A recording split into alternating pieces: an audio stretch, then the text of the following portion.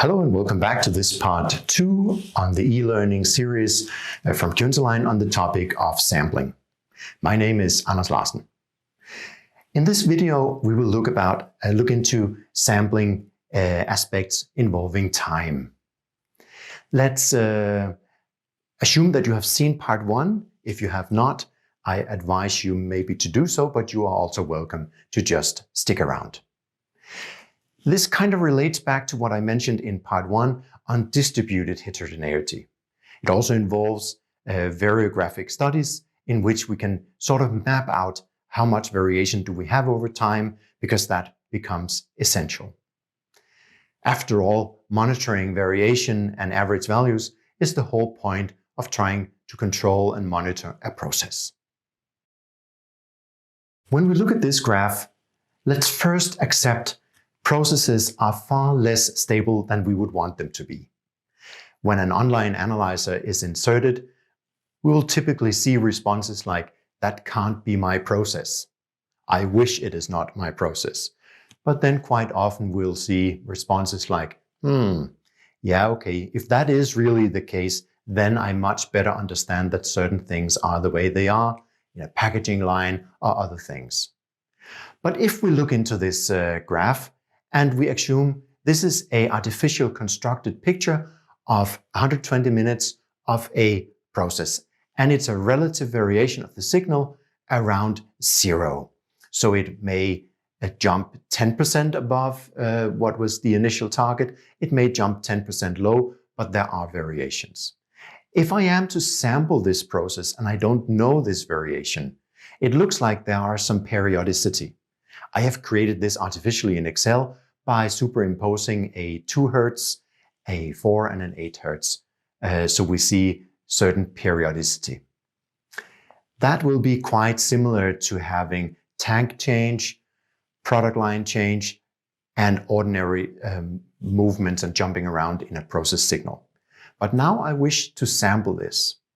Obviously, there are many tricks to this, because if I want to know what's the process doing, I may take a sample at some point in time. If we look at the red arrow, I will conclude that the process is 12% too high. If I waited just a minute, I would conclude that it was only 8% too high. But if I go and turn the knob for a lower process setting, I will disrupt the entire swing around 0, because these are just random swings around 0.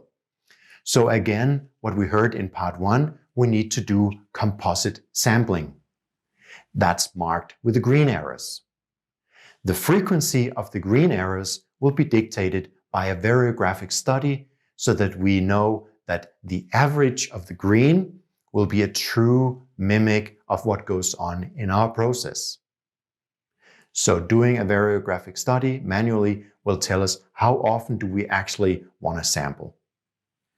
Most processes have been sampled every hour, every 4 hours, and once an online analyzer is installed, we want to have a signal every 10-20 seconds.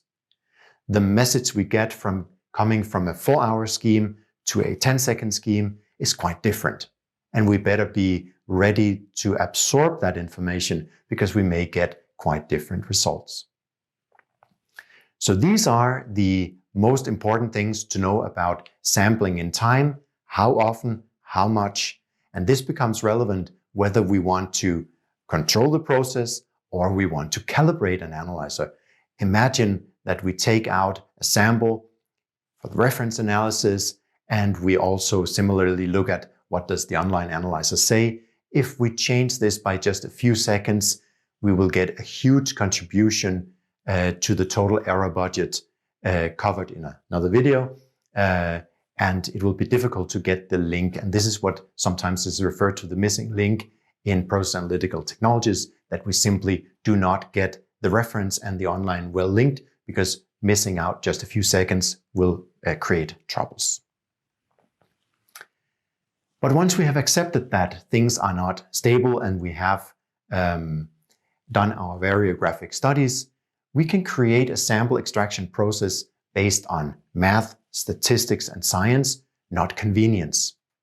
Quite many sampling schemes are run by, we do it in the morning, we do it in the evening, and we may not catch all the relevant things.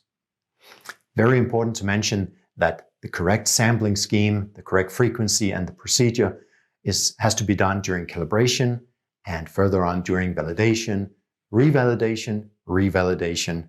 I'm sure you get the point. This is something we have to do forever in order to make sure that our gauge our sensor will give us the right results so we can run the process as tight as we wish to. That concludes the part 2 video on sampling in time, where the most important thing is to accept, do not judge neither a sensor or a process on a single result, but do a population of observations and judge only by them. I hope you found it useful. I hope to see you in video number 3, where the topic is presenting samples to an analyzer. Thank you.